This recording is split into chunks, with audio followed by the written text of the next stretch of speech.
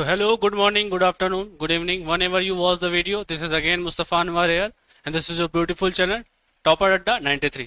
तो कैसे हो मेरे प्यारे बच्चों, आज मैं एक बार फिर हाजिर हूं आपके सामने कामयाब सीरीज का लेक्चर नंबर 2 लेकर के, specially for class 11। And today we discuss about law of chemical combination. तो हम आज की क्लास में बेटा लॉ ऑफ केमिकल कॉम्बिनेशन के बारे में डिस्कस करेंगे कि how many types of law involving in the topic law of chemical combination. तो चलिए बेटा बिना देर किए हुए इस टॉपिक को स्टार्ट करते हैं और कामयाब सीरीज को और कामयाब बनाते हैं with your support and share and subscribe. तो बेटा according to NCERT there are 5 type of chemical combination law. कितने टाइप के बेटा केमिकल कॉम्बिनेशन लॉ होते हैं? 5 टाइप के। Law of conservation of mass, law of constant proportion, law of multiple proportion, law of reciprocal proportion and Gay Lussac law. तो बेटा how many types of law belonging to this law of chemical combination? सिर्फ और सिर्फ 5 type के होते हैं। तो मेरे बच्चों इन्हीं 5 टाइप के बारे में हमको आसानी से पढ़ना है। Law of conservation of mass, law of constant proportion, law of multiple proportion, law of reciprocal proportion and last is Gay Lussac law. तो चलिए मेरे बच्चों हम बिना देर किए हुए अपने फर्स्ट लॉ को डिस्कस करते हैं जिसका नाम है लॉ ऑफ केमिकल कॉम्बिनेशन। क्या बच्चों नाम है? Law of conservation of mass. तो चलिए मेरे बच्चों, according to this law what is the statement for this law? According to this law in any close system, बहुत ही ध्यान रखिएगा बेटा, क्लोज सिस्टम की बात कर रहा है, यहां पे ओपन सिस्टम की बात नहीं कर रहा है। In a close system, close system जिसके चारों तरफ की बाउंड्री पैक्ड हो, क्लोज्ड हो, mass is neither created not destroyed. इसका मतलब ना ही मास को आप बना सकते हो ना ही मास को आप डिस्ट्रॉय कर सकते हो। In it simply changes form, सिर्फ और सिर्फ एक फॉर्म से दूसरे फॉर्म में आप क्या कर सकते हो मेरे बच्चों? चेंज कर सकते हो। और इसकी डेफिनेशन क्या होती है मेरे बच्चों? और इसकी डेफिनेशन होती है total mass of reactant is equal to total mass of product. इसका मतलब बेटा जो रिएक्टेंट का टोटल मास होगा वही प्रोडक्ट का भी टोटल मास होगा according to this statement. If you see any equation, all equation balance by this particular law. इसका मतलब कोई भी जो इक्वेशन बैलेंस होने का जो रीजन होता है वो यही लॉ होता है। It means all unbalance equation balance by this law, क्योंकि इसके according mass of reactant mass of product के इक्वल होना चाहिए। अगर ऐसा नहीं होता है तो कभी भी वो रिएक्शन आपकी बैलेंस नहीं होगी। चलिए इसको बेटा हम एक एग्जांपल से समझते हैं कि ऐसा क्यों कहा जाता है। Suppose to be we have Mg plus O2, हमारे पास इक्वेशन है बेटा Mg plus O2 and if Mg plus O2 react with suppose to be it give MgO। बेटा ये जो होता है ये मैग्नीशियम होता है, magnesium, this is oxygen and this is magnesium oxide, अगर आप रिएक्टेंट और प्रोडक्ट साइड के टोटल मास को देखोगे तो ये बैलेंस नहीं है, इसीलिए ये इक्वेशन अनबैलेंस कहलाती है। अगर टोटल मास बैलेंस होता इसका मतलब ये इक्वेशन बैलेंस इक्वेशन कहलाती। चलिए चेक करते हैं मेरे बच्चों। मैग्नीशियम का जो मास होता है बेटा वो 24 होता है। कितना होता है? 24 प्लस ऑक्सीजन का मास होता है 16 इंटू 2, तो आंसर हो जाएगा बेटा बच्चों 24 प्लस 32। 24 प्लस 32 आंसर कितना आएगा मेरे बच्चों? 56। कितना आएगा? 56। इसका मतलब ये 56 इधर भी इक्वल होना चाहिए, तभी तो ये लॉ ऑफ कंजर्वेशन ऑफ मास के ऊपर डिपेंड करेगा। चलिए इधर भी चेक कर लेते हैं। 24 प्लस 16 कितना आ जाएगा मेरे बच्चों? ये आ जाएगा 40। कितना आ जाएगा? 40। मेरे बच्चों इधर 56 आया और इधर कितना है? 40 आया। It means mass of reactant mass of product के इक्वल नहीं है। तो क्यों इक्वल नहीं है? क्योंकि ये अनबैलेंस इक्वेशन है। When we balance this equation then total mass of reactant is always equal to total mass of product. जैसे हम इक्वेशन को बैलेंस करेंगे हमारे दोनों तरफ का जो इक्वेशन है, दोनों तरफ का जो मास है मेरे बच्चों वो क्या हो जाएगा? बैलेंस हो जाएगा। चलिए इसको चेक करते हैं। अगर हम इसको बैलेंस करते हैं, बैलेंस करने के बाद हमारे पास जो आंसर आएगा मेरे बच्चों 2Mg plus O2 it gives 2MgO। I think यही आंसर आएगा। 2Mg plus O2 it gives 2MgO। when we write the mass of all component 2 into 24 plus 16 into 2, मेरे बच्चों ये हो जाएगा 48 और ये हो जाएगा 32, तो टोटल आंसर कितना आएगा मेरे बच्चों? 80 आएगा। कितना आएगा? 80। And when we write the this side of equation 2 into mg 24 plus 16, answer is 2 into 40, answer is 88, answer is 80. It means mass of reactant is equal to mass of product. Mass of reactant mass of product के क्या हो गए बच्चों? मास of reactant mass of product के equal हो गया। 80 is equal to 80, 80 is equal to 80. It means this reaction balanced by law of conservation of mass. तो क्या ये हर जगह वैलिड होगा? नहीं बेटा, ये हर जगह वैलिड नहीं होगा, because according to the statement of law of conservation of mass in a close system, in a close system. तो बेटा इसकी कुछ लिमिटेशन होती है, limitation of law of conservation of mass. इस लॉ की बेटा एक लिमिटेशन होती है, this law is not applied on nuclear reaction. हाँ मेरे बच्चों, nuclear reaction is two type, nuclear fusion और न्यूक्लियर फिजन। तो दोनों ही रिएक्शन में ये वैलिड नहीं होता है। तो न्यूक्लियर रिएक्शन में क्या होता है बेटा? According to Albert Einstein, E is equal to mc square, the famous equation E is equal to mc square, where E is a energy, m is a mass of photon, c is a speed of light,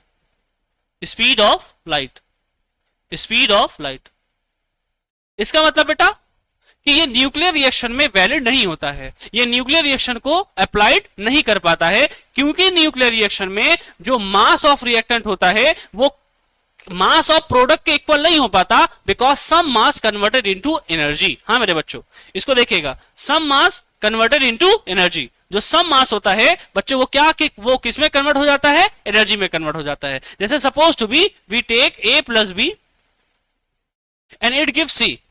suppose to be A का मास बेटा 10 ग्राम है और B का मास जो 10 ग्राम है, तो इसका मास कितना आना चाहिए मेरे बच्चों? 20 ग्राम आना चाहिए। कितना ग्राम आना चाहिए? 20 gram. But if this reaction is a nuclear reaction, अगर ये न्यूक्लियर रिएक्शन होगा तो इसका जो मास ऑफ प्रोडक्ट है उसमें एनर्जी में कुछ कन्वर्ट हो जाएगा। It means the reaction is written as a form of A plus B, it gives C plus energy। इसका मतलब कुछ मास इसके एनर्जी में कन्वर्ट हो गया, तो इसका मास इक्वल नहीं है। बहुत ध्यान समझिएगा, इसका दोनों तरफ का मास इक्वल नहीं है। लेकिन when we calculate mass plus energy, अगर हम इसको मास प्लस एनर्जी में कन्वर्ट करेंगे और इसका सम निकालेंगे, तो इसका सम आपस में क्या हो जाएगा मेरे बच्चों? इक्वल हो जाएगा। इसीलिए कहा जाता है मास एंड एनर्जी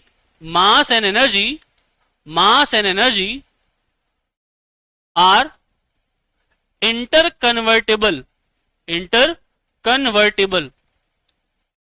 क्या कहा जाता है बच्चों? इंटरकन्वर्टेबल होते हैं, मतलब मास एनर्जी में कन्वर्ट हो सकता है और एनर्जी मास में कन्वर्ट हो सकता है।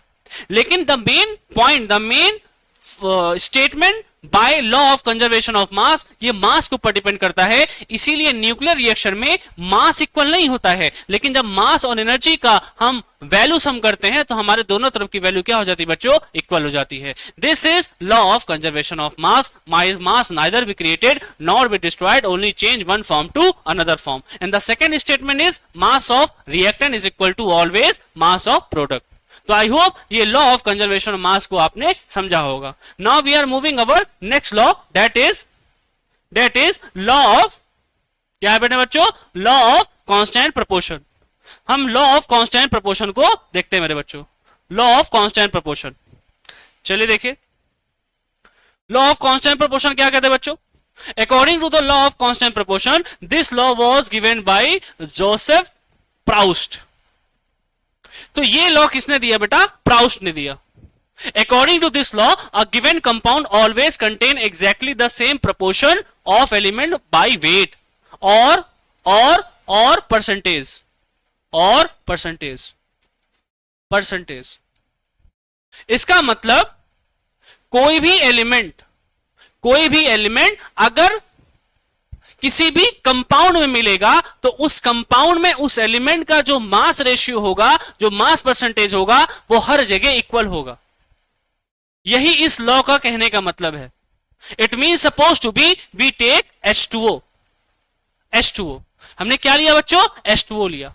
तो H2O का जो मास परसेंटेज होगा, जो मास रेशियो होगा, वो हर H2O में सेम होगा, चाहे वो किसी भी रिएक्शन से प्रोड्यूस हो, चाहे वो आपके घर का पानी हो, चाहे वो दुबई का ब्लैक वाटर हो, चाहे वो दुबई का आबे जमजम पानी हो. हर जगह का जो मास रेशियो होता है वाटर में हाइड्रोजन और ऑक्सीजन का, बच्चों वो क्या होता है? वो सेम होता है. इसलिए लिखा हुआ ना, contain exactly the same proportion of element by weight. वो कंपाउंड चाहे जैसे बने, हर जगह उसका जो रेशियो होगा मास का, बेटा वो इक्वल होगा. जैसे मान लीजिए H2O का जब हम मास निकालते हैं, जैसे मान लीजिए इसका जब हम मास निकालेंगे बच्चों, तो 2 into 1 करेंगे और इसको 16 करेंगे, आंसर करेंगे मेरे बच्चों 1:8. क्या करेंगे? 1:8. इसका मतलब वाटर चाहे आपके घर का हो, चाहे वो किसी भी शहर का हो, चाहे वो किसी भी देश का हो, हर वाटर में जो हाइड्रोजन और ऑक्सीजन का मास रेशियो होता है मेरे बच्चों, वो फिक्स होता है. जैसे सपोज टू भी हम सेकंड एग्जांपल लेते हैं. मैंने लिखा मेरे बच्चों C+O2 इट गिव्स CO2. यहां पे प्रोडक्ट क्या बने मेरे बच्चों? Carbon dioxide. और अगर मान लीजिए मैंने CaCO3 को डिकम्पोज किया, CaCO3 इज अ लाइमस्टोन. अगर हमने लाइमस्टोन को डिकम्पोज किया तो we get CaO and CO2. इसका मतलब इस रिएक्शन से भी CO2 निकला, इस रिएक्शन से भी CO2 निकला, तो क्या CO2 का मास चेंज हो जाएगा? नहीं, CO2 के एलिमेंट के मास का रेशियो वही होगा जो उसका फिक्स्ड होता है. जैसे हम कार्बन डाइऑक्साइड का बेटा जब हम मास रेशियो निकालेंगे, इसका 12 लिखेंगे, इसका 16 into 2 लिखेंगे, सॉल्व करेंगे मेरे बच्चों, आंसर कितना आएगा? 3:8. इसका मतलब कार्बन डाइऑक्साइड चाहे किसी भी सोर्स से निकले, चाहे किसी भी सोर्स से प्रोड्यूस हो, उसके एलिमेंट का मास जो होता है वो हर जगह फिक्स्ड होता है according to the law of constant proportion.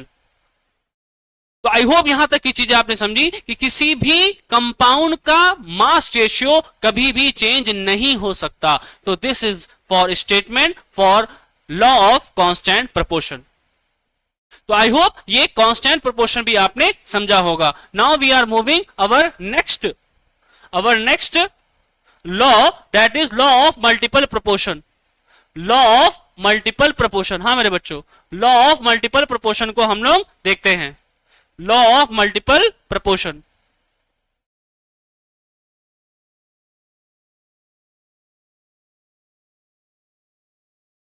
Law of multiple proportion किसको देखेंगे मेरे बच्चों? Law of multiple proportion. What the statement for law of multiple proportion?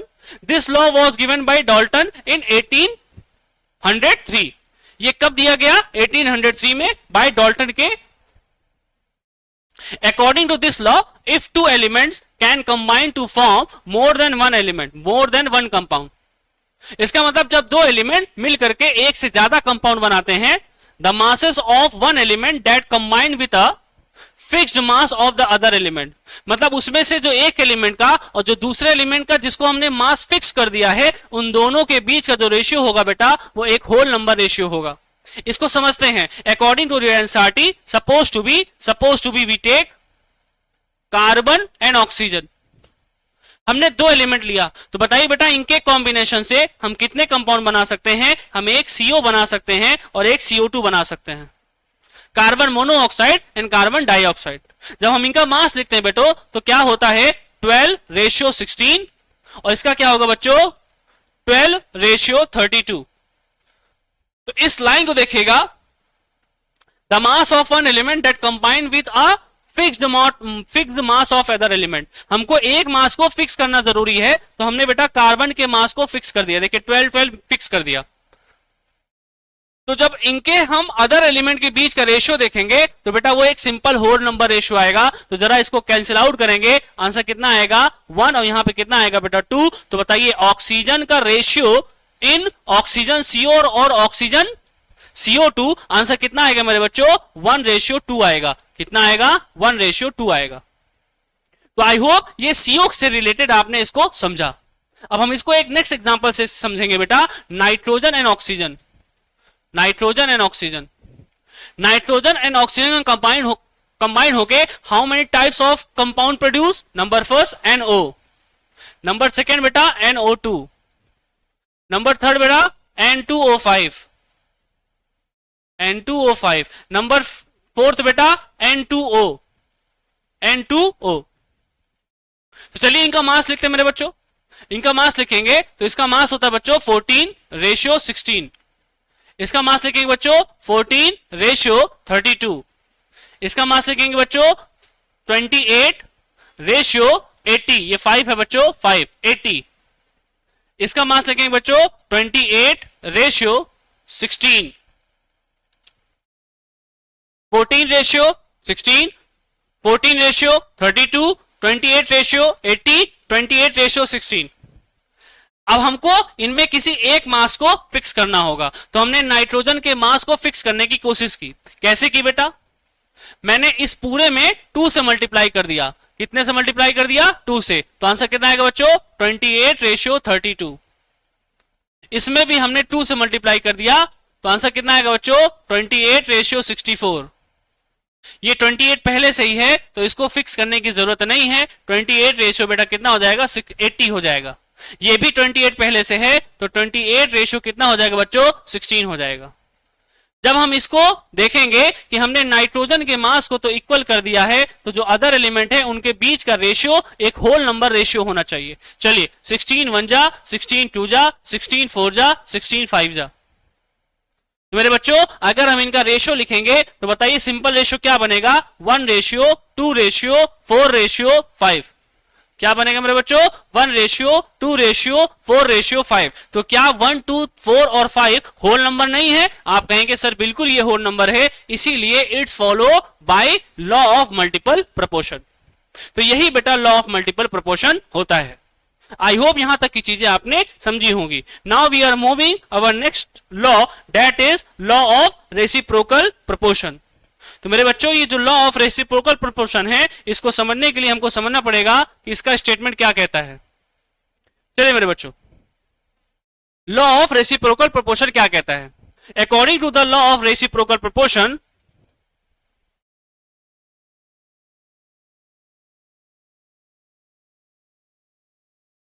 according to the law of reciprocal proportion, when two different elements A और B, supposed to be A and B, आपके पास कोई different element है, combined separately with a fixed mass of third element। बहुत ही ध्यान रखिएगा, इसमें third मास को हमको क्या करना पड़ेगा, थर्ड एलिमेंट के मास को फिक्स करना पड़ेगा। अगर दो अलग अलग एलिमेंट हैं, दोनों एलिमेंट सेम ऐसे एलिमेंट है जिसका मास हमने फिक्स किया है, दोनों के साथ कंबाइंड होते हैं और कंबाइंड होने के साथ the ratio of their masses in which they do so is either the same as or a simple whole number multiple of the ratio of the masses in which element A and B combine directly with each other। बेटा बड़ा hot spot की definition होती है, लेकिन इसको हम example wise समझते हैं। बस ऐसे समझिएगा कि दो अलग अलग एलिमेंट हैं, किसी एक ऐसे कंपाउंड के साथ जो उसमें कॉमन है, एलिमेंट के साथ कंबाइन होके अलग अलग कंपाउंड बनाए, उनके बीच का जो रेशियो होगा वो उनके एक्चुअल रेशियो का होल नंबर रेशियो होना चाहिए।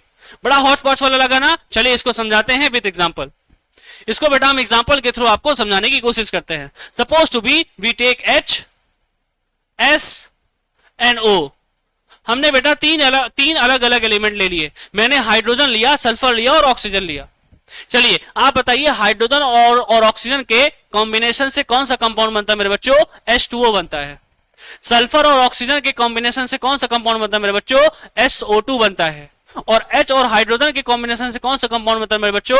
H2S बनता है। हमने सबका मास भी लिख लिया। हमने सबका मास लिखा, यहां पे लिखा बेटा 2:16, यहां लिखा 32:32, यहां पे लिखा 2:32। हमने सब जगह का सबका मास लिख लिया मेरे बच्चों। किसी दो कंपाउंड को लीजिए और किसी एक एलिमेंट के मास को फिक्स कर दीजिए। मान लीजिए हमने H2O और SO2 का लिया बेटा।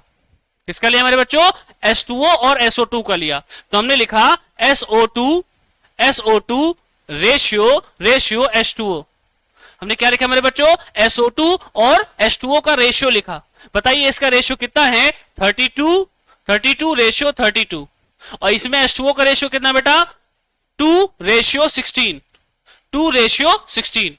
इसका मतलब जब हम किसी एलिमेंट के मास को फिक्स करेंगे तो हम देख रहे हैं कि इसमें कौन सा एलिमेंट कॉमन है मेरे बच्चों, ऑक्सीजन। तो हमने ऑक्सीजन के मास को फिक्स कर दिया। जैसे हमने ऑक्सीजन को मास को फिक्स किया तो इसको मेरे बच्चों में 2 से मल्टीप्लाई करूंगा तो आंसर कितना आएगा, 32:32। इसका आएगा मेरे बच्चों 4:32। कितना आएगा मेरे बच्चों, 4:32। कितना आएगा, 4:32। अब मेरे बच्चों बताओ क्या ये 32 से 32 कैंसिल आउट हो जाएगा, आपको बिल्कुल सर कैंसिल आउट हो जाएगा। अब बताओ H और S बचा, क्या बचा मेरे बच्चों, H और S। तो हमने लिखा H रेशियो S।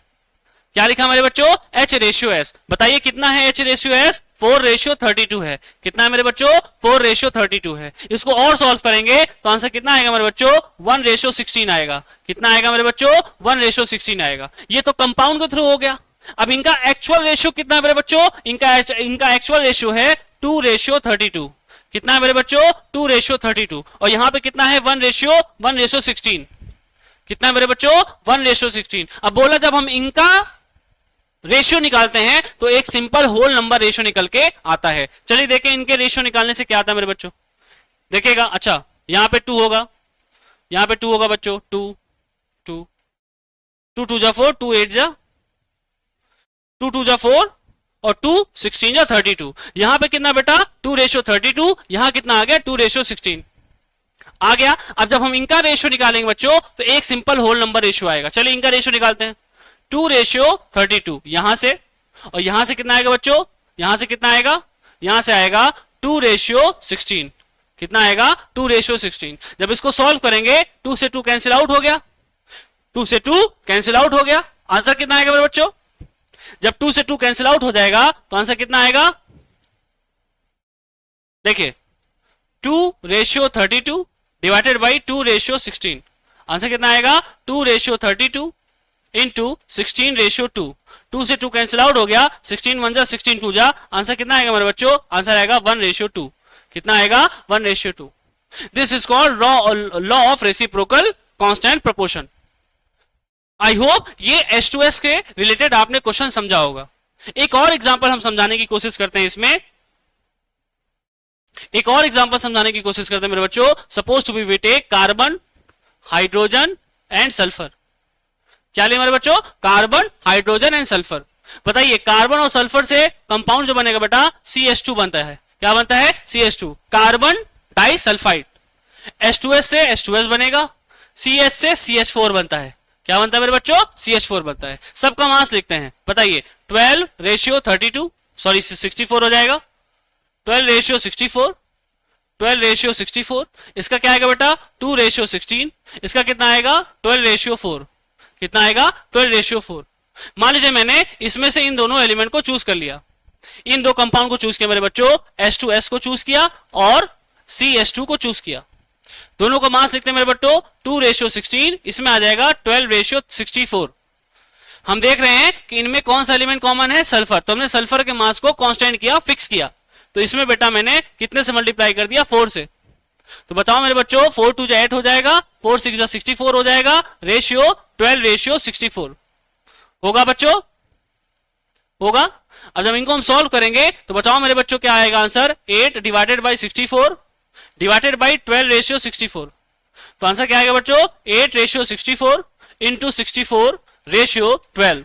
64 से 64 क्या हो गया बच्चों, कैंसिल आउट हो गया। 4 से डिवाइड करते हैं, 4 2 8, 4 3 12। आंसर कितना है मेरे बच्चों, 2:3 आया। कितना आया, 2:3। बट इनका एक्चुअल रेशियो कितना बेटा, देखो इधर, इधर देखो, 4 1 जा 4, 4 3 जा 12। कितना है इनका एक्चुअल रेशियो, कितना है बच्चों, कार्बन और हाइड्रोजन का 3:1। यहां पे कार्बन और हाइड्रोजन का जो रेशियो है बच्चों वो 3:1 है। और यहां पे देखिए मेरे बच्चों, बहुत ध्यान देखिएगा, यहां पे कार्बन और हाइड्रोजन का रेशियो कितना है, 3:2। ये हाइड्रोजन और कार्बन का रेशियो है, लेकिन कार्बन और हाइड्रोजन का रेशियो कितना हो जाएगा बेटो, 3:2 हो जाएगा। कितना हो जाएगा, 3:2। यहां पे कितना है, 3:1, यहां पे कितना है, 3:2। अब जब इनका रेशियो निकालेंगे तो एक सिंपल होल नंबर रेशियो आएगा। इसका मतलब 3:1 डिवाइडेड बाई 3:2। 3:2। इसका मतलब मेरे बच्चों 3:1 इंटू 2:3। सॉल्व करेंगे आंसर कितना आएगा मेरे बच्चों? 2:1 आ जाएगा। कितना आ जाएगा? 2:1। This is law of reciprocal constant proportion. तो आई होप यहां तक की चीजें आप लोग ने समझी होंगी। अच्छा, इन सब की लिमिटेशन है बेटा। अभी जो हमने सारे लॉ पढ़ा, इन सब की लिमिटेशन है। कौन कौन से लॉ पढ़ा बड़े मैंने? हमने सबसे पहला जो लॉ पढ़ा मेरे बच्चों, वो पढ़ा law of constant proportion. Law of constant proportion, इसकी लिमिटेशन क्या है? आइसोटोप्स। लिमिटेशन क्या है मेरे बच्चों? आइसोटोप्स। आइसोटोप्स, इसका मतलब अगर दो कंपाउंड के दोनों एलिमेंट आइसोटोप्स होंगे तो उनके मास कभी भी इक्वल नहीं हो सकते। जैसे कार्बन 12 भी होता है, कार्बन 14 भी होता है। तो अगर दो अलग अलग आइसोटोप्स के कंपाउंड का रेशियो निकालेंगे तो वो दोनों हमेशा बच्चों क्या आएगा? अलग आएगा। मतलब लॉ ऑफ कांस्टेंट प्रोपोर्शन में भी अगर आइसोटोप्स इन्वॉल्व हो गया तो उनके मास कभी भी कॉमन नहीं आएंगे। इसी तरह लॉ ऑफ मल्टीपल प्रोपोर्शन में भी, इस तरह लॉ ऑफ मल्टीपल प्रोपोर्शन में भी अगर आइसोटोप्स इन्वॉल्व हो गया, अगर कार्बन और ऑक्सीजन में दोनों में एक कंपाउंड कार्बन 12 का बन गया, एक कंपाउंड कार्बन 14 का बन गया, तो कभी भी इनका मास सेम नहीं आएगा। इसका मतलब from law of constant proportion से लेकर के लॉ ऑफ रेसिप्रोकल प्रोपोर्शन तक अगर आइसोटोप्स इन्वॉल्व हो जाता है तो कभी भी इनका रेशियो फिक्स्ड नहीं आता है। यही होता है बेटा limitation of that particular law. तो आइसोटोप्स का रोल बहुत बड़ा है। अच्छा, ये आइसोटोप्स क्या होता है? Isotopes are the substance which have same atomic number but differ atomic masses. दोनों सब्सटेंसेस का एटॉमिक नंबर तो सेम होता है लेकिन एटॉमिक मास क्या हो जाता है बच्चों? अलग हो जाता है। जैसे 1H1, 1H2 एंड 1H3। इसमें देखिए बेटा, सबका एटॉमिक नंबर सेम है लेकिन सबका एटॉमिक मास अलग अलग है। इसी को हम आइसोटोप्स कहते हैं। तो हम अगर एक H को ले रहे हैं तो दूसरा कंपाउंड में भी सेम H होना चाहिए। अगर दोनों H अलग अलग हो जाएगा तो कभी भी उनका कंपाउंड का जो मास का रेशियो आएगा कभी भी फिक्स नहीं होगा। This is a limitation for law of constant proportion, law of multiple proportion, law of reciprocal proportion. तीनों लॉ में लिमिटेशन क्या है मेरे बच्चों? आइसोटोप्स की होती है। आइसोटोप्स नहीं होना चाहिए, सेम एलिमेंट होना चाहिए। चलिए अब हम अपने लास्ट लॉ के ऊपर बात करते हैं बेटा, गैर-लुसेक लॉ। ये गैर-लुसेक लॉ क्या कहता है मेरे बच्चों? अकॉर्डिंग टू द गैर-लुसेक लॉ को बेटा हम कॉम्बिनेशन ऑफ गैसेस भी कहते हैं। गैर-लुसेक law of combining volume state that when gases react together, volume combine or are produced in the simple whole number ratio to one another and to the gases product provided that all the gases are the same temperature and pressure। इसका मतलब ये law सिर्फ और सिर्फ gases के लिए बना हुआ है, इसलिए इसमें रिएक्टेंट भी गैस होना चाहिए, प्रोडक्ट भी गैस होना चाहिए। सपोज टू भी मैंने लिया मेरे बच्चों N2 प्लस H2 और इट गिव्स NH3।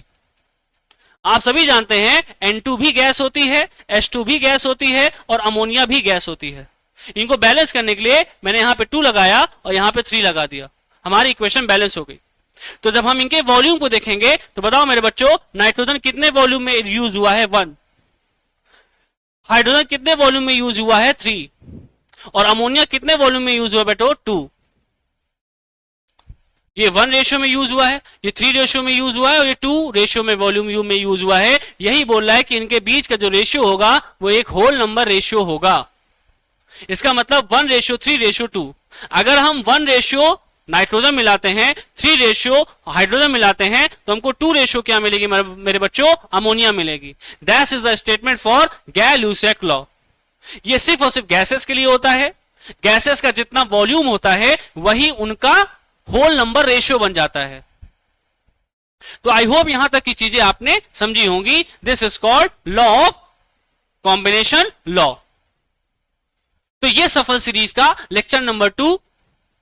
आप इसको और सफल बनाइए, आप इसको और कामयाब बनाइए। तो ये कामयाब सीरीज का लेक्चर नंबर 2 कितना हो गया बेटा? लेक्चर नंबर 2 हो गया। हमने कामयाब सीरीज का लेक्चर नंबर 2 देख लिया और नेक्स्ट क्लास में हम कामयाब सीरीज का लेक्चर नंबर 3 भी देखेंगे। तो हम इसी तरह थोड़े थोड़े टॉपिक को लेकर के अपनी पूरी क्लास 11 के लेक्चर को रिकवर कर लेंगे। आई होप ये जो लॉ ऑफ केमिकल कॉम्बिनेशन है आप लोगों को समझ में आया, सारे डाउट सारे क्लियर होंगे। अब हम इसके जब नेक्स्ट क्वेश्चन सॉल्व करेंगे तब इससे रिलेटेड आप सारे क्वेश्चन को सॉल्व कर पाएंगे। तो चलिए मेरे बच्चों इस क्लास की समाप्ति करते हैं और एक लाइन बोलते हैं जो कि हर बार बोलते हैं, प्लीज लाइक एंड सब्सक्राइब करना मत भूलिएगा, क्योंकि बिना आपके सपोर्ट से ये कामयाब सीरीज और कामयाब नहीं हो सकती। तो thank you for watching this class. This is your host and come dost Mustafa Anwar here. Thank you so much for watching my class.